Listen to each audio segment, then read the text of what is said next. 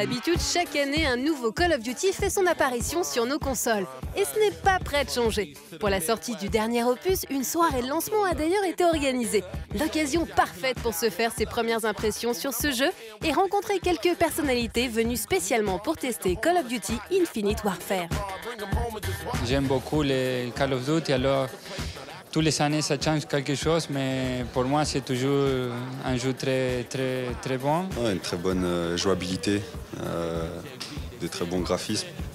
Après on a pu découvrir des maps assez différentes de ce qu'on a pu connaître. Honnêtement, le jeu est assez sympa. Le côté futuriste est toujours là depuis 3-4 Call of Duty, donc le jeu me plaît pas mal.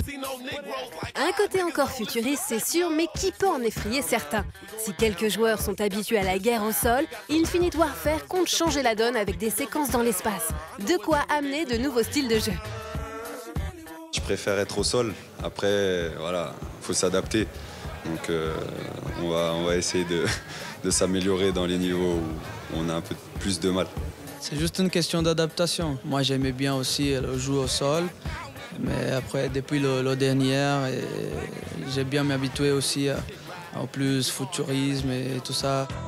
Le futur, encore et toujours, mais pas seulement. Call of Duty Infinite Warfare est aussi accompagné par Modern Warfare en version remasterisée.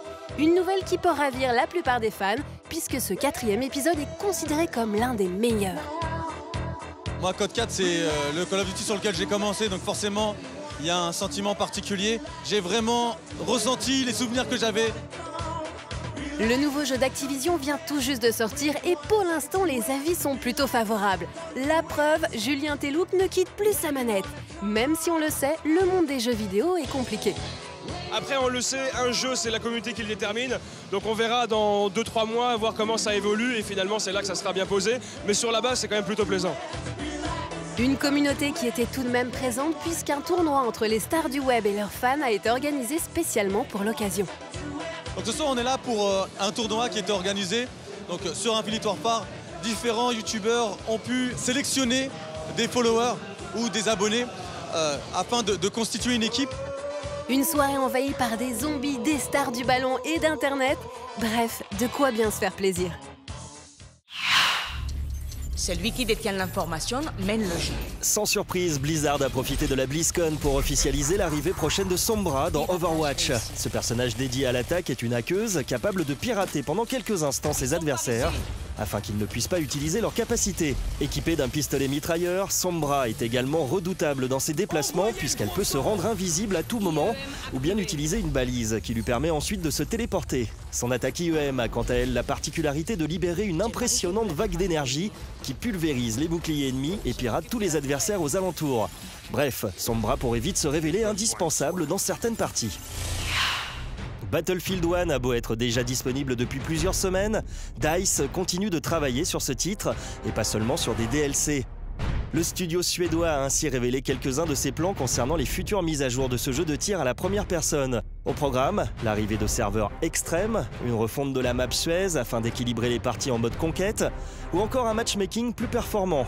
DICE a également annoncé l'arrivée du Battlefest pour le 16 novembre, un événement qui offrira de multiples récompenses. Quant à l'ajout de la map Giant's Shadow, cela se fera en décembre via une mise à jour gratuite. Sympa, non ? Toujours prêt à faire plaisir, Electronic Arts va également étoffer la liste des jeux disponibles à travers son programme EA Access sur Xbox One.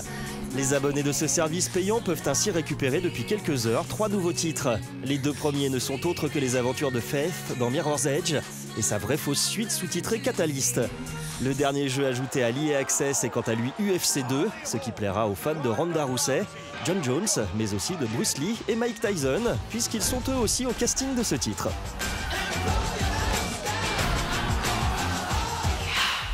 Mais où s'arrêtera Rocket League? L'incroyable titre de Psyonix continue d'affoler les compteurs et son développeur annonce fièrement que son jeu s'est vendu à 8 millions d'exemplaires.